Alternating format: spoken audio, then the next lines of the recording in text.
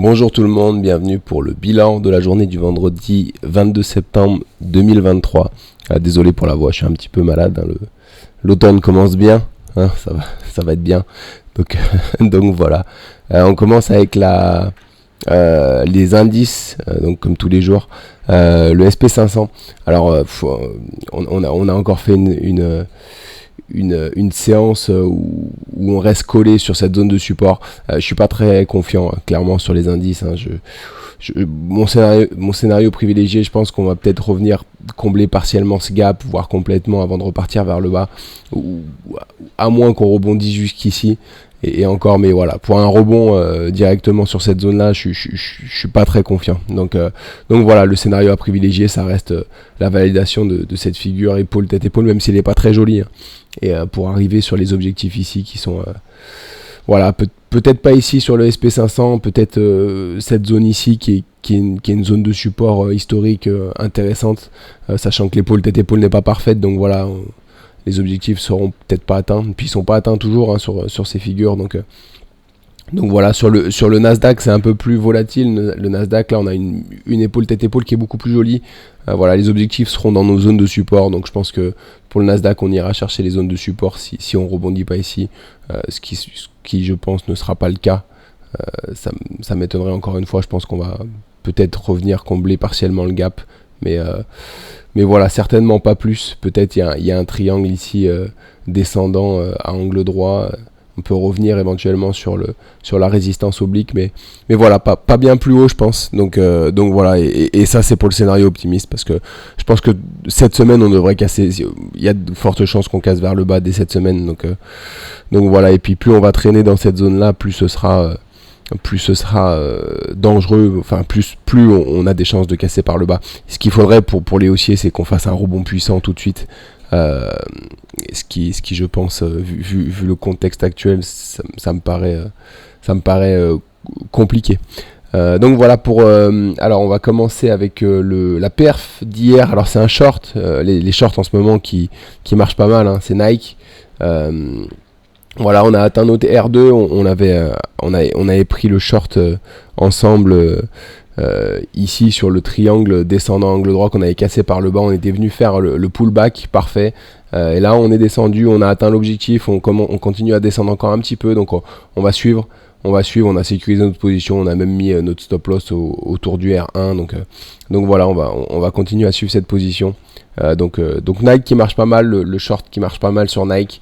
Le flop d'hier, JP Morgan, on l'avait pris à la hausse, hein, il y avait une épaule, tête, épaule inversée ici qui avait été cassée par le haut.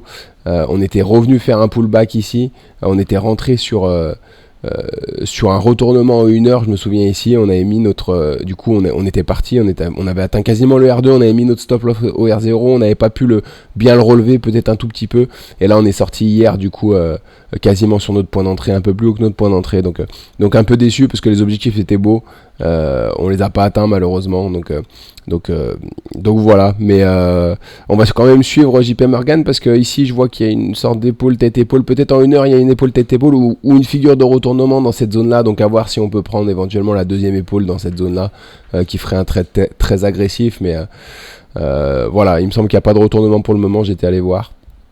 Donc voilà, non, rien de spécial. Donc pour le moment, il n'y a rien à prendre de ce côté-là. Mais voilà, suivre quand même l'opportunité de demain. PBA, Pembina Pipeline. Alors je connais pas vraiment.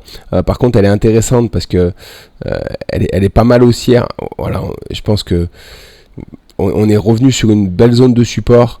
On commence en hebdo à énormément contracter, le cours se contracte énormément, souvent ça donne des mouvements puissants après ça quand on sort de ce genre de figure. Voilà, on a un triangle symétrique ou peut-être un triangle descendant angle droit, on sait pas trop, mais voilà, ça se contracte énormément. Ici, quand on va en daily, on voit qu'on a une belle zone de support horizontale, on a une belle résistance oblique, et là on est venu faire un retournement qui est très propre en 1 heure. Voilà, donc on a mis un ordre au-dessus, on mettra notre stop loss ici en dessous si jamais on est déclenché. Mais voilà, l'objectif ce serait que d'être déclenché et que cette action reparte vers le haut. Les objectifs de cette figure sont importantes, donc voilà, ça nous mènerait au moins sur les plus hauts, sur les 40-55. Donc ça nous ferait des objectifs qui seront autour des R20. Donc voilà, on n'en demande pas tant, mais ça peut être pas mal. Ça peut être pas mal, et ce genre de figure, surtout quand on casse par le haut, quand on est pris dans le bon train, il y a souvent des gaps haussiers qui s'effectuent. Donc voilà, on va suivre ça. On va suivre ça sur PBA, à voir comment le Nasdaq et le SP500 évoluent également, hein. Ça va être eux aussi qui vont donner la direction du marché. Si on chute, voilà, on risque de pas faire une grosse performance non plus sur PBA, mais à court terme, voilà, au moins essayer de sécuriser cette action. Je pense qu'on peut rapidement atteindre les R1, donc voilà. Le short de demain, donc on accentue sur les shorts en ce moment, hein. C'est vrai qu'il y a pas mal d'opportunités.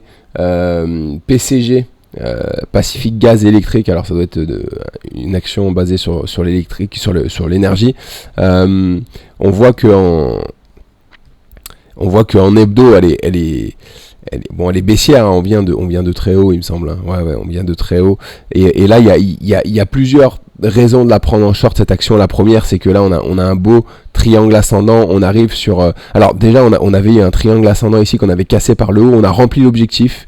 Donc on est arrivé sur notre objectif, dans la zone de notre objectif. Et là, on est sur un double top aussi. Donc voilà, une zone où on risque de corriger. Et du coup, quand on se rapproche en daily, on voit également que dans cette zone-là, voilà, vous voyez, on a une belle épaule, tête, épaule. Voilà, et ici en 1 heure, il y a un retournement, un beau retournement. Donc on a mis un ordre ici, on mettra notre stop loss ici. Donc voilà, beaucoup de raisons de la prendre en short, cette action, hein, vraiment beaucoup de raisons. Donc voilà, les baissières, c'est vraiment les opportunités parfaites pour des shorts. Donc voilà, on va suivre ça. Mais en tout cas, assez optimiste sur cette action en short. Donc voilà, c'est tout pour aujourd'hui, pour ce week-end. Je vous souhaite un bon week-end et on se retrouve du coup mardi matin pour le bilan de la journée de lundi. Bonne journée à tous, à très vite.